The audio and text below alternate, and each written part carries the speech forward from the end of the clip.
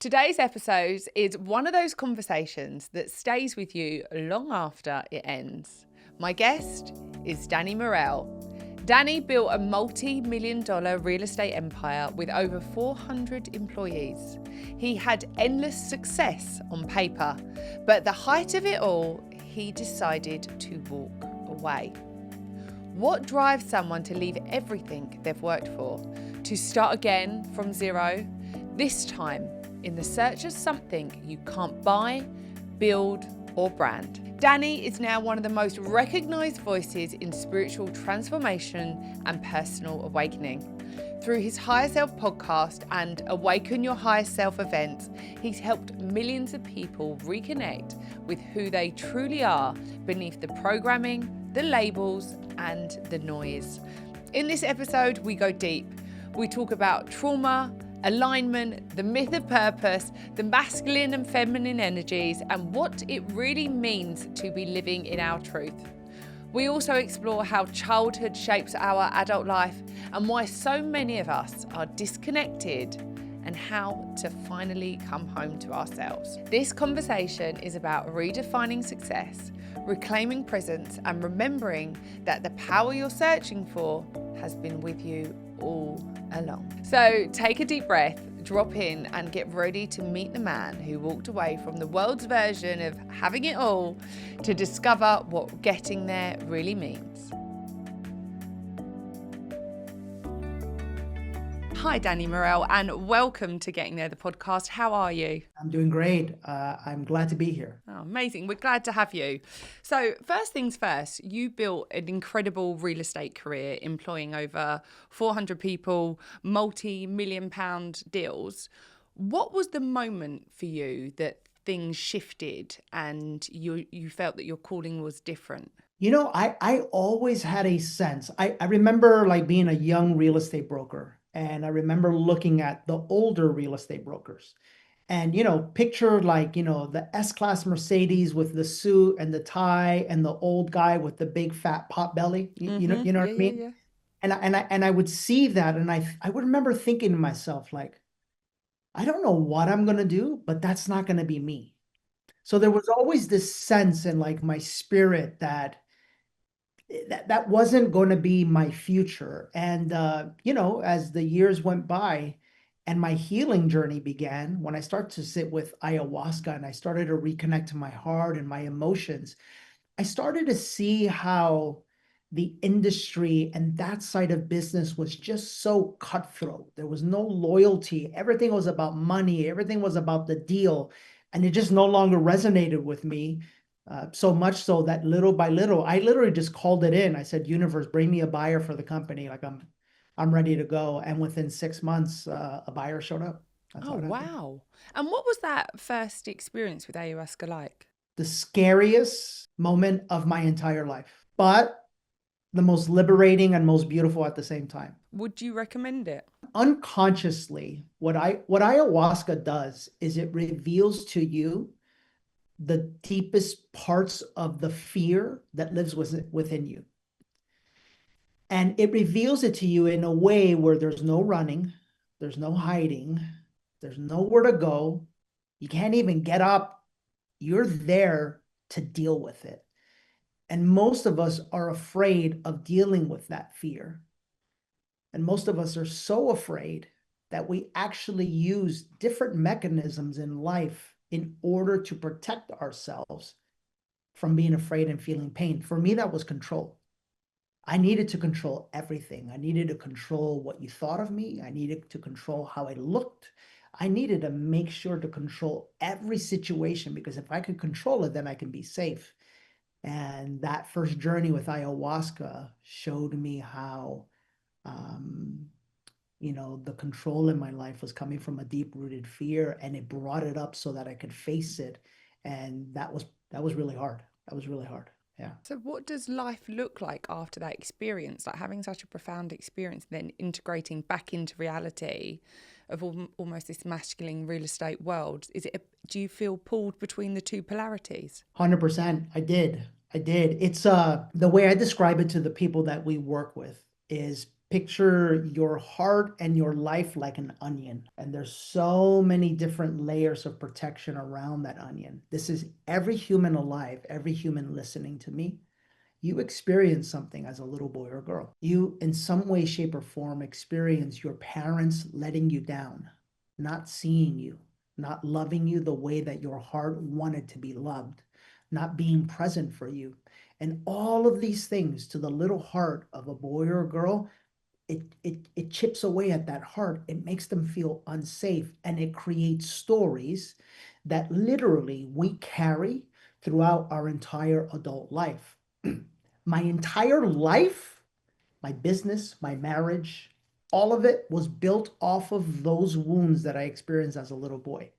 So picture like my onion, right? And all of a sudden, one of the layers gets peeled back. So now you're looking at everything, and it's like, whoa. And you could start to see how the old wounded you built the current life that you're living. And that's really challenging. It's the work Jen and I do, quite frankly. We take people through that entire process. I did something called the Hoffman process. Ah, beautiful. Are you familiar with it? Yeah, yeah, yeah. So that was very much the analogy that they used. And the way in which we see the world comes from our programming that's essentially given to us when we're children. And when people have had a really traumatic childhood that shapes the lens in which we see the world, how do people start to reparent themselves or unprogram that to make it serve them? I'm going to be honest. It takes a spiritual experience, leaving or transcending the world of the mind. It takes you going into the realm of the spiritual, because that's the only way you'll ever become aware of how deep these woundings actually are. And I do want to say one other thing. It's not, for people who have had a really traumatic experience, it's everyone experienced some sort of trauma. Everyone experiences some sort of letdown in their life. It's part of the human journey. And it's actually perfect in that way, because what I've experienced is that the deeper the trauma or the deeper the letdown, the greater the reward and the greater the life that you're here to live. Because the more pain you've experienced, the more that you can help other people get through their pain. Does that make sense? It's how I live my life. Yeah, exactly. And so, for me personally, I would love to say, read a book, but the book is the mind. I would love to say go meditate, but the mind is so active, you can't sit still and meditate, you'll fall asleep. And that's why I invite everybody to come to our event, Awaken. It's like being on ayahuasca without drinking ayahuasca. Now you can do this on your own through breath work. You can do this. Well, yeah, for me, it's either breath work or plant medicine, quite frankly. You need a spiritual experience, and not just one, by the way. Depending on how deep you want to go and how committed you are to finding the truth of who you are, it's a lifelong journey. It's a continuous decision to go deeper and deeper and peel back more and more of the layers. Because we live in a world now where everything's like a box ticking exercise. Like, yeah, I went to Danny's event, cracked it, figured out my mum and dad's stuff. When people ask you to write gratitude lists every morning, you've got like a whole cup of coffee and you're quickly writing down 5 things. And I think this has kind of been my issue with the self-development space as it stands. It's almost become like a box ticking exercise rather than feeling into it and becoming more spiritual. Yeah, I would say that that's because that's the way we make it. It's like, on one level, where is the work that you're going to go participate in, and what type of work is it? Because let's make no mistake about it. It's like there's a lot of people doing this work, but not all of them have gone into the depths of what's possible for them. Therefore, on an energetic level, it's impossible for them to lead you into the depths of yourself. So that's number one. But let's just say, for example, you're going somewhere where, like, I mean, these people are the real deal. They've dissolved all the egos. They've cleared the traumas. They're like the walking embodiment of love. All right, now you're willing to do the work, right? Well, you could show up for a 3-day event and go, woohoo, I did it. All right. If that's you, I'm just going to let you know, I don't think you did. I don't think it clicked, because the world you're describing is the world of the masculine. The masculine is very goal oriented. The masculine is very action oriented. The masculine is very doing. It's check off the box. The feminine, the feminine is the heart, it's the soul, it's so vast, it's endless. You want to go deeper and deeper and deeper. And so, I'll take this. I actually just got off a call with one of my clients. She's been working with me for 7 months. She works with me on some of the things that she's gone through in life, but also on her parenting with her kids. I've always felt this, not only this sense of control with the kids, but this borderline, if she's listening, I love you, this sense of control with me, this trying, this need to grab or dictate the way that our work flows. Last week, she calls me crying. She says, Danny, I just need some support right now because I'm really afraid. I'm starting to realize that all of the work that I've done, it's been great, but I'm really disconnected from my heart. And I told her, for the first time, I said, now the work begins, because now you're ready. Now you're open. Now you're back into your feelings and your emotions. And now you're ready to go deeper to uncover what's really there.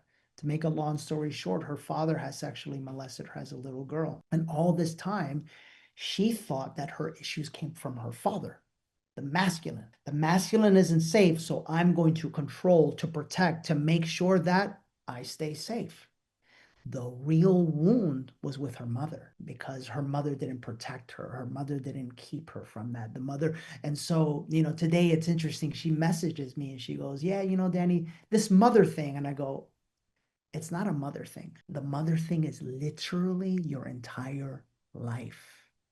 Your relationship with your mother is your relationship to your thoughts about yourself. It's your connection to your heart. It's a connection to your feeling. It's a connection to your emotions. It's your connection to trust, trusting yourself, trusting life, trusting God. It's your connection to the body. The body is the feminine. For many women who have issues in their private areas, that's the feminine.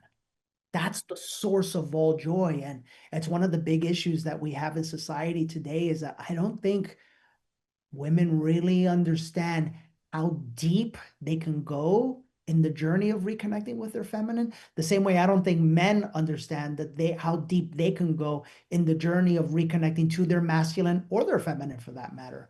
And the work only begins when you stop checking off boxes and realize there's no box to check off, because there's no box that you should be living in. And this is an endless pursuit of the truth of who you are. It's so interesting. I'm working with someone at the moment myself who is teaching me to try and to allow and to receive. And because I have had this traumatic childhood and everything, and I've been in driving from fear and everything being action orientated, I was getting to that point, Danny. I was like, at the end of every call, I was like, we still haven't got a plan, we still haven't got a plan. And she was like, just let the plan come. And I would literally, my hands would sweat. And I'm thinking, like, is she just bullshitting me? She's going to wait for a week. I've given her all of this money, And I really understood it. And what she has taught me through this is being intimate as well. And I think in women and in the world we're living in now, because there is this blur between the masculine and the feminine, it's really hard for women to be so intimate. Like, I'm going to be honest, I, up until recently, found it really hard to play with my son, because I was like, I need to be doing something. This is not serving me. I can't paint with him. And it wasn't until I started working with her and I started to understand that all of a sudden, when I look back, the last 5 years almost seem like a blur, because I've been out of my body.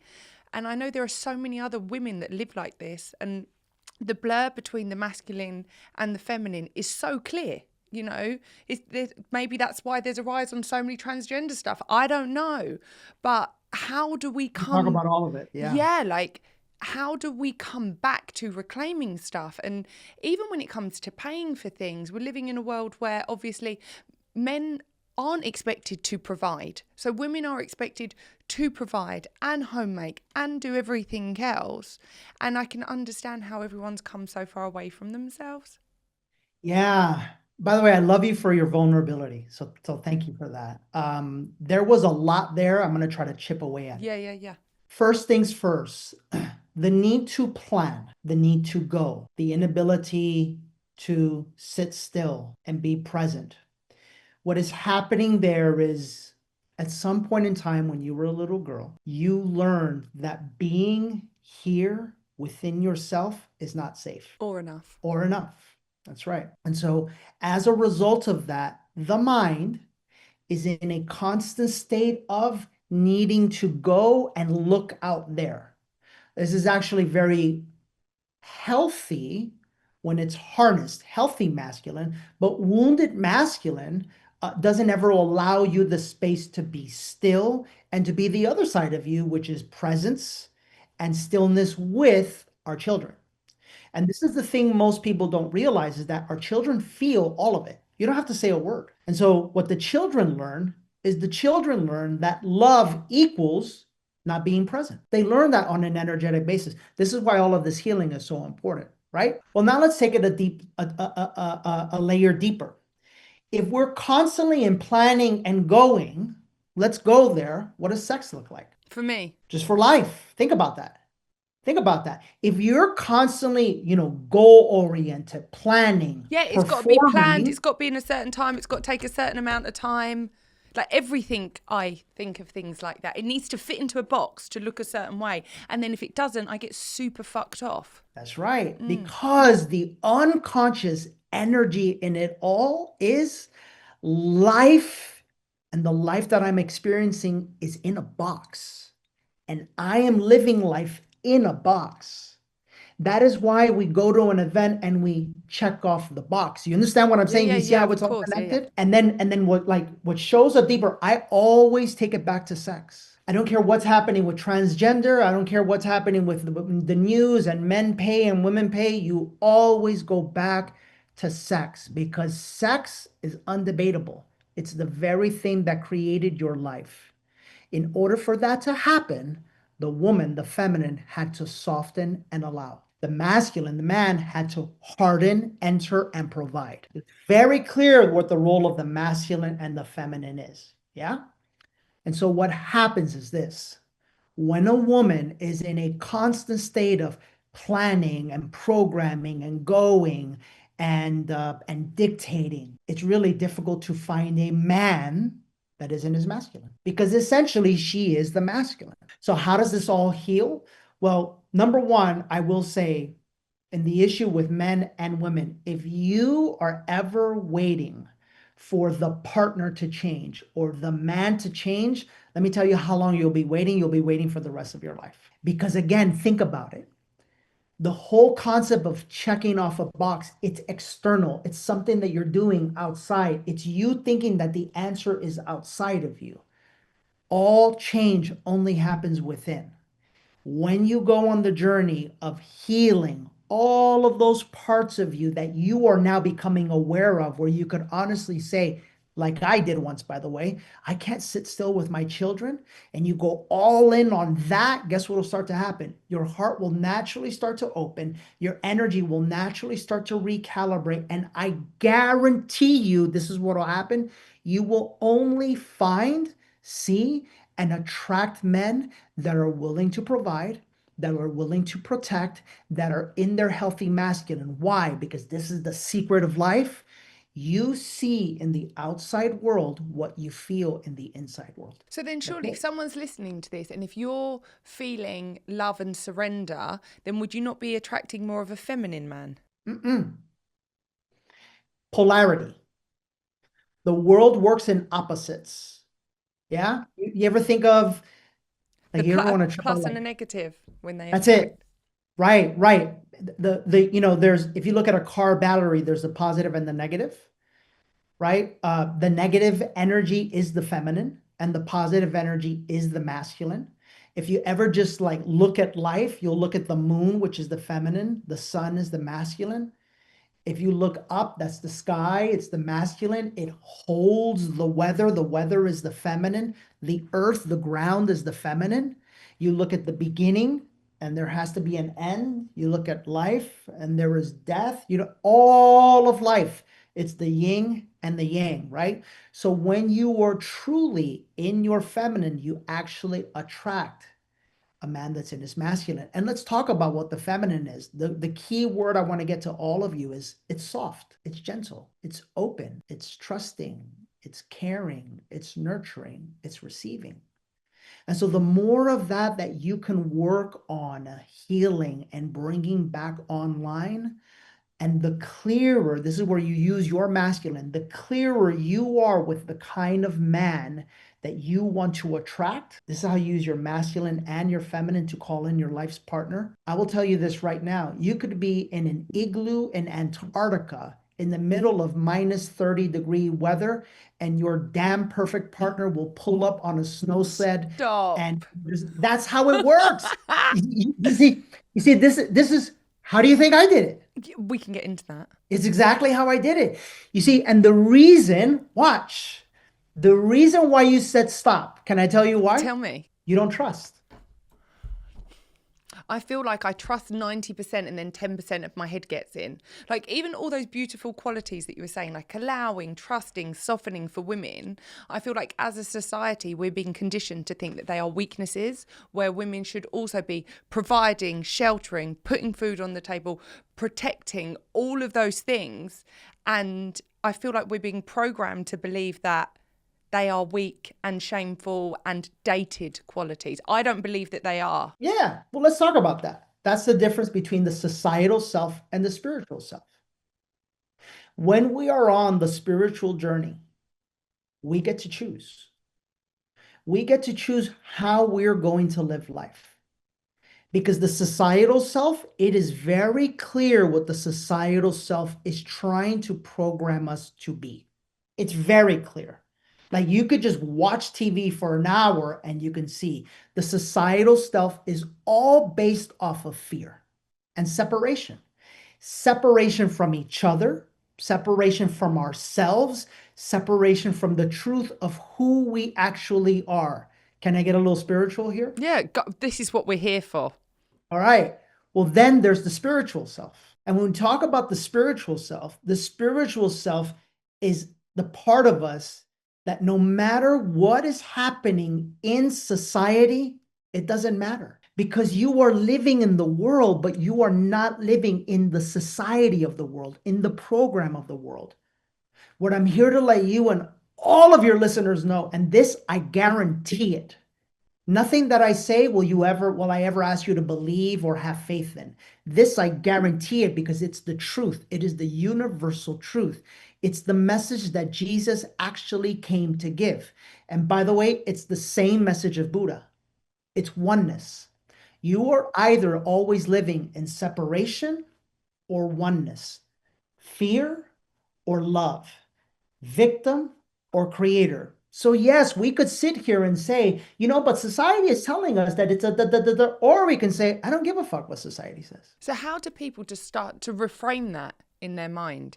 If you've got these single parents, Danny, who are like, I have to do all of these things, I'm fed up of because we're living in quite a fatherless society. I think it's something like 78% of prisoners who are incarcerated come from single parent households. I work with a charity here in the UK that we help people get out of gang and violence and crime, and we work with young adults. Most of them are single parent, and the singular parent being the woman. So I guess it's two questions, like that woman that has been made to step into her masculine, step up to provide in order to protect her children. How does she start to soften?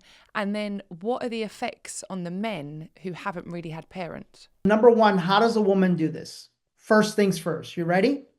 Let's go back to separation and victim and fear, or creator, oneness, and love. And I'm just going to remind all of you, all of this you can understand, but it never changes until you understand. And that requires a spiritual journey. That's why you come to awaken, okay? But let me give it to you. First things first, a woman could look at her situation and go, oh my God, I'm a single mom. I've got to provide. My mom was a single mom, by the way. I've got to provide. I've got to do all this. I'm expected to do all this. The men are shit, all of this, right? Okay. And she can look at that from one of two places. She can look at that from a place of judgment, comparison, fear, or She could look at that from a place of honor, love, and acceptance. It's always resistance or acceptance. And the more you resist something, the more you see what's wrong in everything. The more you accept it, the more you see how perfect it is in everything. Does that resonate? That's step number Yeah. one. Okay. If you're going to stay in resistance, I would say the first step is people need to stop calling themselves single moms. Interesting. Well, because that's the world of separation. The world of separation labels everything. You have ADHD. No one has ADHD. Everyone has a hyperactive mind that started from a trauma they experienced as a child where they disconnected from their heart and unconsciously went into their mind. And their mind has been looking for answers as why what happened to them as a child happened to them. There's ADHD. No one has ADHD. Everyone is simply disconnected from their heart. 100%. Separation wants to call everybody a narcissist. No one is a narcissist. Everyone is simply in a state of pain. And that pain has been transcended from generation to generation to generation. So that narcissist that you blame for your pain, you're putting him in a box. And as a result, guess where you're keeping yourself in? Victim. In a box. That's right. And in victim energy and in separation. When you look at it all from the energy of acceptance, let's look at the bright side. What did that person teach me? What did that person teach me about myself? What did I learn about myself? Where can I take ownership for who I was or wasn't in that relationship? And that's what opens the door to forgiveness, to love, and to detaching yourself from this energy of separation. Labels are the things that keep us in a constant state of resistance. So for the single mom, number one is stop calling yourself single mom. Don't ever say it again. You have the privilege of being a mother for your beautiful child. I mean, just feel into that. Just the energy of that, right? Step number two, that leads to changes in energy. And then step number two is you start to do things for yourself. You start to honor yourself. You start to take bubble baths with Epsom salt and rose petals 3 times a week. You start to get up a little bit earlier to meditate or to ground in the grass. You start to take time away for yourself to go to different events and things of this nature. Even if it's a little bit, you spend time during the day to honor yourself. You start to do that, watch the impact it has on the children. You start to communicate effectively with the children and tell them that you need their help. That allows them to step into their greatness. Everything changes. And this is what I want to get across to everyone. You are either living in the world of fear, separation, victim, or love, oneness, and creator. And the deeper you go in here into the journey, the deeper you realize what Jesus was trying to tell you all along. By the way, not fake Jesus from Christianity and from church, the real Jesus. What he was trying to tell you all along is that we are one with the Creator. You are literally the embodiment, the physical manifestation of God. You are the creator of your life. And 100% of everything that has happened in your life has been working for you, not against you. You're just so stuck in resistance that you can't see it. So, do you believe that people can create I don't, anything in I their don't life? believe I know. I don't believe anything. I don't use that word. What's the wildest thing you've seen someone create in your life when they'd go like, Danny, you're talking bullshit? I mean, I've seen women heal their uteruses and go home and the child get off of prescription medication from their pain that they were experiencing and the entire feminine lineage be cleared at Awaken. I've seen a man with a stent in his chest because all his veins were so clogged up from the needles he used to have to give himself from the autoimmune disease that he had based off of how badly his father used to beat him. I've seen him clear himself of all medication, all pills, and remove the stent from his chest where the doctors had no answer. I've seen a woman who was sexually molested and abused by her father, her uncles, and her cousins, who was 40 years old but had the body of a 60-year-old, walking on a cane, taking 30 prescription pills, off the cane, off pills, and a brand new human being. I've seen a man and a woman who were making 60,000 pounds a year, who were about to get divorced and about to lose their house, now making $1.5 million a year, passionately in love together, working less than 30 days a week. I've seen a man who weighed 380 pounds, who was hunched over because look at the body, hunched over and weight. Weight is protect more layers from the heart, right? And him now being able to stand up properly and lose over 200 pounds without Ozempic or any of this bullshit that the Matrix is trying to tell you, because he finally realized that he was just a wounded little boy with a broken heart because his mother didn't know how to love him. Because when I started the Hoffman, sometimes you have those moments where you're like, aha, I get it. It just lands. And I thought I'd done so much therapy, Danny. I'd been in therapy for such a long time that, I basically knew everything. I was just in there to tick the box, that Hoffman was the final thing. And she said, the only relationship you carry with you for the rest of your life is your childhood. And it really just landed with me because, to put it in perspective, I was about 11 stone. So what is that? I don't know, 166 kilos 166 pounds when I was 11.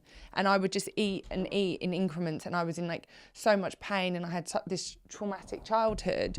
And I thought, in my head, I've still always been that fat little girl, if you know what I mean. It's the part of me that until the last probably year or two that would walk past the mirror and be so unkind to myself, that would say, judge the size of my arse or my chins or something. And I thought everyone else didn't have these voices rather, and that I was the only one living with them. And it wasn't until I sat down and exactly what you said and realised when they came from. But no matter what I do, Danny, ever, she's still going to be in there. I'm slim, I'm fit, I've pretty much got abs, but I guarantee you at some point in my life I'll still think I'm that overweight, not good enough young person. We can clear all of that. Do you believe that? No, I know it. That's a mother wound. Food, the body, that's the mother. That's a part of your heart and soul that was looking for something from your mother that she wasn't able to give you, that you were using food to quench the thirst. And we do it with food, we do it with alcohols, we do it with vaping, we do it with drugs, we do it with sex, we do it with pornography, we do it with success, we do it with money, we do it with our looks, we do it with our body, we do it with our cars, we do it, all of it external. And I am here to tell you, this is the difference. I say this gently because I know that for a lot of people, therapy has helped a lot. You come to us when you're ready to go to the next step, because therapy is still here, but the energy of it's in your nervous system. Nothing really changes until you're no longer carrying that little girl. So she doesn't stay with you forever. That's what they were kind of teaching us in the Hoffman, that no matter what, they'll be with you. Not that version of her or him, no. Fascinating. I'm excited. I'm going to document it. You listen to me right now. Remember this moment. Remember this moment when the tears are running down your eyes and you have experienced more. How long were you in therapy? I've probably been in therapy 5-6 years, but every week for 2 hours. You know what I love about you so much? It's there's this sweetness in you. Yeah, there is a softness, but I don't show it a lot. I know. I just caught it. It's that's sweet. That's the real you. You really are sweet and soft and vulnerable, and that's what you really want to be. And that's why you keep saying everything that's wrong, because that's the program running in the mind. And what I've learned, and this is another lesson for everybody, the truth of who you are is normally the opposite of where your energy is. The truth of who you actually are is normally the opposite of where your energy is prior to healing. Everything you fear, everything you think of, everything and judge, you're actually the opposite of that. So if you have a hard time speaking your truth, you're probably an incredible singer. If you have a hard time trusting people, you actually are probably have the biggest, most trusting heart on the planet. If you're afraid of traveling, you're actually a free soul. That's the beauty of pain. when we stop judging and resisting pain, and we stop thinking that we're going to carry that old version of us for the rest of our lives, and instead let them go, face them, heal it, clear the energy literally from our bodies, shaking, and it's all gone, throwing up, shitting, whatever it takes. But it's gone. We're a brand new human being. And that's when the vessel is open for God's real blessings. And that's when the partner comes in, by the way. Oh, I'm with someone now who's super nice and super masculine and Beautiful. does all of the stuff. But Beautiful. interestingly, I always have these crazy dreams that I always feel like I get guidance from. And the other night it said to me, go and take ayahuasca. But where I'm a control freak, I'm like, well, I'm like, as trying to fall back to sleep, say, could you just let me know what's going to happen after I take it? Can you just No. let me know what the plan is? Let me know I'm going to be okay. That's not how it works. So now every night before I go to sleep, I ask them to tell me just to like, where should I go? What should I do? And what's going to happen after? We're not having a podcast right now. When me and you are having a real conversation, brother to sister, I love you. I want the best for you. Can I tell you what you should do? Yeah, Number one, come to Awaken. I will. Because don't wait for us to come to London. We're going to be I'll tell you, we're going to be in Austin soon. That might be too soon for you. We'll be in Florida next. We'll be in New York. We'll be in a couple of different places. But something happens at Awaken for people where they have their first spiritual experience that clears so much for them, so that when they go to ayahuasca, it's like now they're ready. And instead of being in resistance and planning, you're going to be like, I get it now, I surrender. So it makes the experience 10 times more beautiful. Yeah, because you've undone all the bad work stuff that's in. Exactly. I'm really interesting. We're going to have to cut this, guys. I thought I was going to cry earlier, but so I just found out that like 2 days ago, but I didn't think it would. I just don't want her to die and then me not to have properly processed it. Do you know what I mean? Because part of me is like, okay, she's going to die. That's it. But I don't want, do you know, I don't know when it stops. Ariella, can you get me some tissues? No. I think this is the podcast. I think people need to hear this. Yeah. I think people need to see your truth and your vulnerability. And I think that the more that you allow yourself to feel and express, the more that you're going to allow them to feel and express. The real healing is going to come for you when you finally see, and this I can't give you in a book and you'll never fully understand it. This is why I'm going to tell you, get on a plane. Seriously, now that you told me that, get on a plane and come next month to Austin. I'm telling you straight out. It's too important, because the way that you're perceiving everything that's happening, there's a different way to perceive it. And the real healing is going to come when you realize, not up here, but in here, that just inside of her, a grieving little girl that never received the love that she was wanting. So it's weird because I know that cognitively, but I still kind of have no patience for it because I'm like, oh, it's like, Because it's not here. yeah. Yeah. When it gets here, you tell me, do you love your son? Yeah. You have patience for him? Yeah. Even when he does what he does? I'm not mad on the whole patience thing. It's like, I like what I like. I want it now. I'm doing it. You do it. Why is nothing not quick enough? Come on. But that's okay. But you love him, right? Yeah. See, because real love is patient. It's understanding. It's allowing.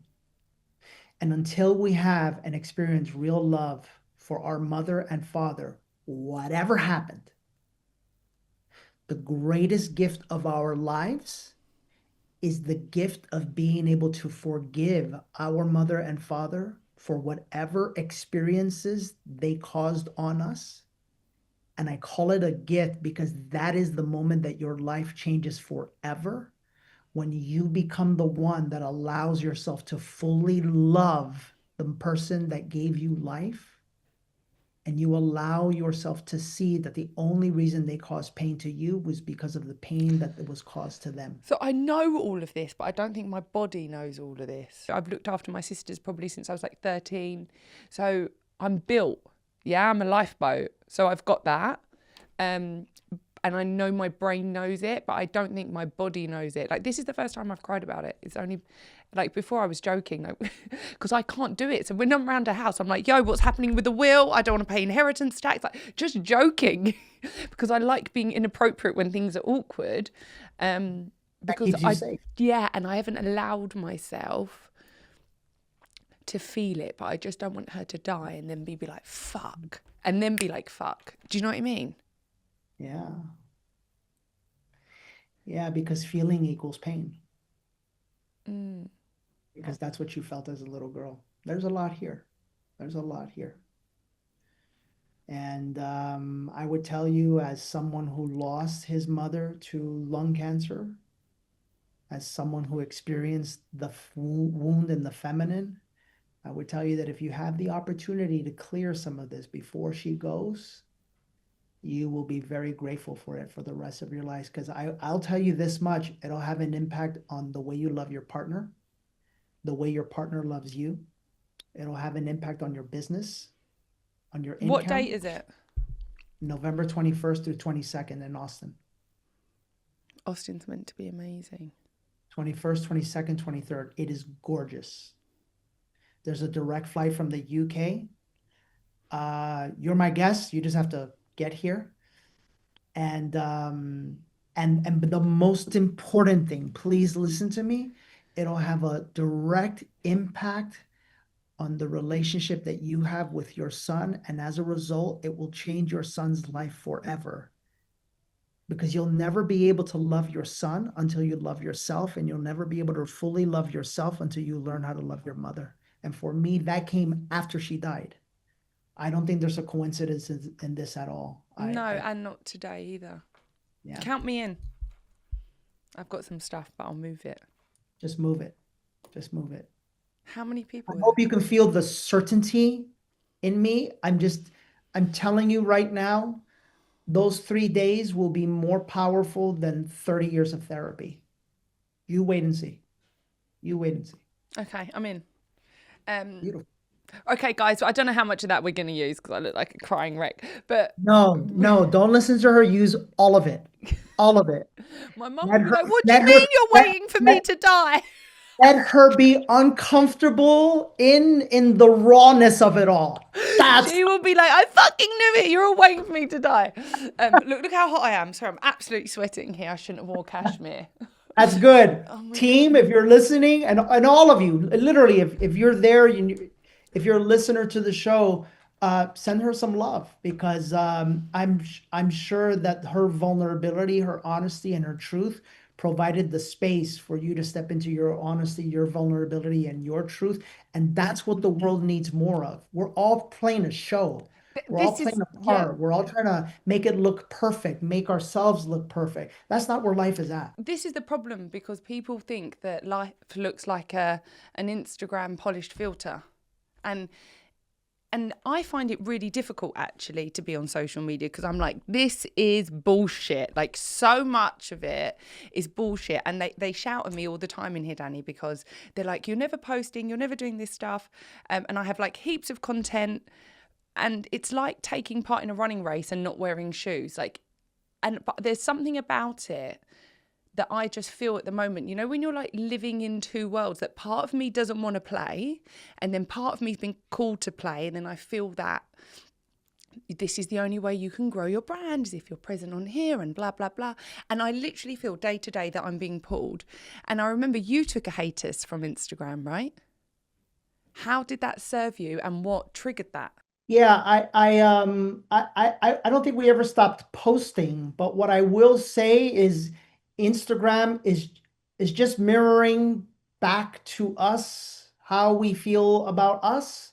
And so the more connected we get to our real self, the more that it just becomes a platform for sharing the truth. And so the confusion that you feel right now is just a mirror for the confusion that you're feeling within yourself, because you're truly, I'm telling you right now, you're on the precipice right now.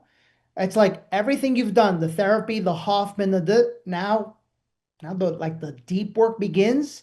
life as you know it is never going to be the same. And once that part of you comes online, the Instagram thing will just be a byproduct and a reflection of that. I promise you that. And what about you've got girls though and things. Do you worry that they're going to grow up in this era where they're constantly comparing themselves, and how will that affect their confidence? It won't, because their mother and father, her mother and father loves her deeply, allows her to be herself, sees her for what she is, doesn't control her, doesn't manipulate her, doesn't put our agenda on her, definitely doesn't hit her. She is free to be exactly who she is. She is free to feel exactly what she feels. She is free to explore life and create life exactly as she wants to. We empower her, and we've empowered her from the moment she was born. Our job is simply to guide her. That's it. So that will be easy. She won't live in that frequency. Therefore, she won't live in comparison. And what about people who are listening to this and who are on their own healing spiritual journey, but obviously their children are still in school and they're coming home and they're on video games and they're on phones and they're not on the same journey as that the parents are going through? How can they start to bring their children with them along on this journey as they awake? You don't have to. And energy and healing your energy, literally without saying a word or taking an action step, changes the frequency of the energy in your children. All of the work that you do within yourself has an impact on your children, their heart, their nervous system, all of it, because we all feel. This is the world of the feminine. This is the world of spiritual. This is the world of the energy. This is what I told you earlier with your son. Remember that? It's like you don't have to say a word. He feels it. The same way when you heal, he will feel that, and it'll start to unlock chambers in his heart as well. So for all of the parents out there, you don't need a, as counterintuitive as this sounds, you don't need to worry about your children. Quite frankly, most of the time we use our children as the excuse. We need to start using our children as the reason, because the more we go into ourselves and heal ourselves and clear all the ancestral wounding that we have, the more that our children are going to be the benefactors and the byproduct of all of that work. And what about finding your purpose? I think I got trapped in that cycle for quite a long time, Danny. So I was convinced that I was going to find my purpose, and it was going to be, this is where the show was born, actually.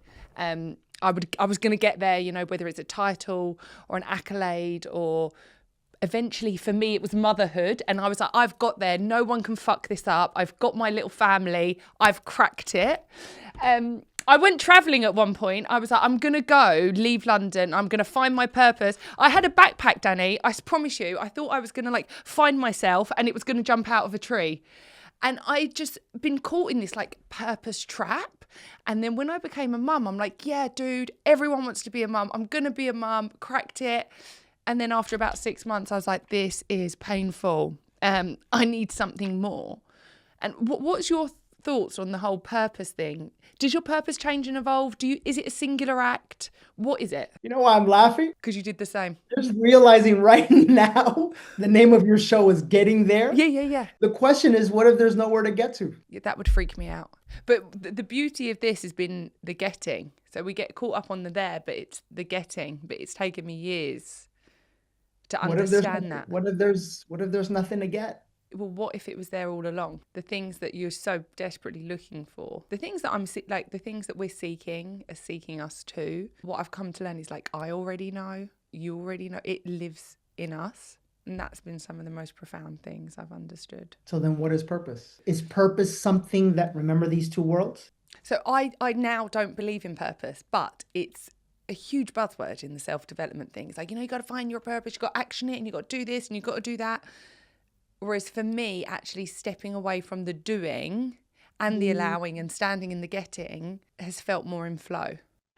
When you live in separation and fear and the wounded masculine, purpose is all about doing. It's all about an objective. It's all about the work that you do. It's all about who you are. It's all about your mission. When you live in the world of oneness and love, purpose is twofold. Number one, to remember that we are to go on the journey of remembering, feeling, and fully embodying the fact that we are one with God. There is no God. There is no Him, by the way. That doesn't exist. There's no heaven or hell. That's the human mind that created that. That's a whole nother podcast. And number two is that we are not separate from each other. The more and more you can realize that your mother is not your mother is you. The more and more you can realize that your son is not your son is you. The more and more you can realize that I am not me, that I am you. The more and more we can realize as human beings that we are not separate from each other, that we are one with each other. You get to a place where you finally, not up here, in here, no, you're one with God and you're one with everybody. I'm going to tell you, life is yours. And when was the first time you realised that? Probably my second ayahuasca journey. And how does resettling into that go, like integrating back into life after having such a profound experience? That's a rough one because especially for people, guess what my event was called? I'm laughing because yours is getting there. Guess what mine was called? Relentless. And one day I go, fuck, there's nothing to be relentless about. Yeah, better change that. Yeah, yeah, Pull down the yeah. signs. Yeah, exactly. That's why Get I the pen became out. awakened. That's why I became awakened because it was like I want to help people awaken to the truth, you know? Yeah, that part is difficult because when you are like me, I feel really connected to you, by the way. When you're like me and like us, where you're really that's the wounded place, right? And you finally return here, I'll tell you, for me, I went through like a 2 year period where I didn't even want to work, where I didn't want to do anything. I just wanted to like chill at home and like relax and work out and eat healthy food and go to the forest and hug trees and sing kumbaya because it's like that's what happens. You're back in your heart, you know? It's so interesting. A friend of mine years ago, I lived in Ibiza. She was like, "Oh my god, babe, my husband's friend's gone and took this ayahuasca and he's come back so strange. Like he sold his Porsche, he got rid of his designer clothes, he lives out in the mountains, no one can speak to him." And I'm like, no. That was the point. And she's like, this poor thing, you know, it sent him absolutely off of his head. Now he lives in the mountains and no one can speak to him and he's got no shoes. Well, now hang on. I'll tell you my journey just to give everyone hope because I think what Jen and I teach is something that not only the world has needed, but it's like a breath of fresh air. I believe real spirituality is about having it all in life and having whatever you want in life, but from the right energy. So I came back here, I'm singing Kumbaya, I'm doing like nothing really. And then I realized, wait a minute, like I still want to live an incredible life. I just don't want to live it from the energy in which I was living it from. Does that make sense? I don't want to live in a constant state of stress. I don't want to live avoiding the present. I don't want to be constantly doing, constantly needing or achieve. I want it to all just flow to me. And now, to be honest, I make more money, have a bigger impact, have a way better love, um, and way more in flow. And I would tell you that the ultimate benefit of the work that I'm sharing with all of you, whatever you think life is, and in terms of how wonderful it can be, there's like a 100 times more beautiful life available to you, one with less effort, less work, less hours, less stress, zero illness, zero disease, more passion, more love, more connection, more money with less of you required. But what were the shifts that allowed that to happen? Because there'll be people listening to this like, what do you mean you only work for 3 hours a day, Danny? How's that possible for me? I mean, that's a whole nother 2 hour, like that's a lot. I would just say the journey is about going into the parts of you that don't think that's possible for you and healing that. The more you heal the parts of you that are actually in resistance to all that is available to you in life, the more of the real you that comes online, the more of your soul power that gets unlocked, the less effort you need to put into life, and the more that life just starts to flow. Like you literally are the one that is blocking you from everything that you deeply want.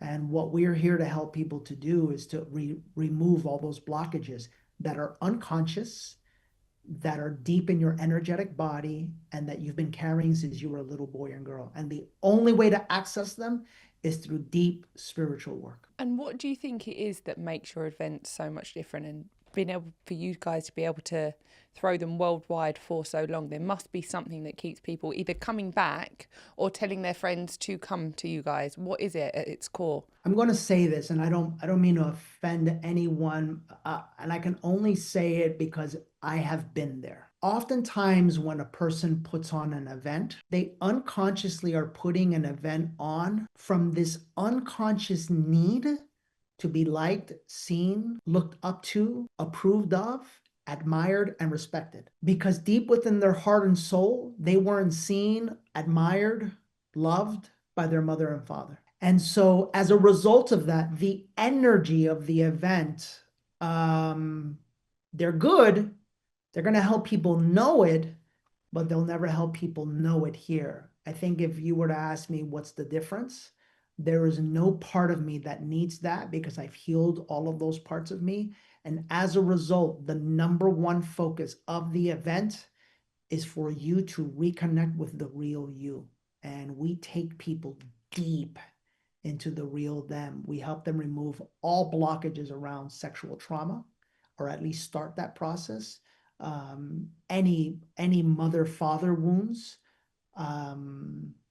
You're going to clear up the thing with your mom or your dad right there in 3 days in a way, I'm just going to say it, that you wouldn't be able to do in 60 years in therapy.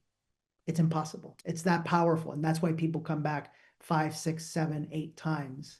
And is it the same experience the every time that they go? No, because every time it's another layer and deeper access, another layer and deeper access, another layer and deeper access. You're literally healing that little boy and girl inside of you so that you no longer have to carry them and it's no longer a thing. You're living in the present. That's why I didn't agree with that statement, because if you're always carrying that, look at what you're doing. You're carrying your past. So then you can never be in your present. I love that. I love having conversations like this, though, where you get, other people saying certain things and just about bringing it together and like hashing it out and coming to an understanding. But it's so true. If that little girl is not even in the driving seat, but is still in the car, it's taking up a seat that could be for someone else or for something else. By the way, I just want to say something. Nothing is right or wrong. Like therapy is beautiful. Hoffman is beautiful. Everything you've done is beautiful. It's just you call into your life what you are energetically ready for. I think the reason why you and I are having this conversation is this thing with like it's way deeper than you can ever understand right now. And your soul is calling in help and guidance. This is our level of mastery. This is what we know. We know how to help guide you through this process. See, and all of that is accessible to us. We just got to remove the parts of us that are keeping ourselves from it. That's it. If you've been listening to this podcast and you're here because you want to change your life, that's it. That's the magic that changes your life. You see what she just did? I invited her somewhere that is literally in a month. And she said right away, I'm in, I'll move it. You're ready to change your life. Nothing can get in your way. Absolutely nothing. The only thing that gets in the way and that has always gotten in the way and that will always get in the way is you until you decide that you'll no longer get in your way. Danny, it's been amazing. It's been a therapy session. Beautiful. Who knew I needed it? Get me your email. Yes. I'm looking forward to having you. I'll get you registered right away. My team will take care of it, and we'll see you in Austin. Oh my God. Okay, I'm going to do that. I'm going to go home and book my flights. Thank you so much. Sorry for the tears. See you soon. Right. Have a great day, Danny. Bye. Sure. Bye-bye.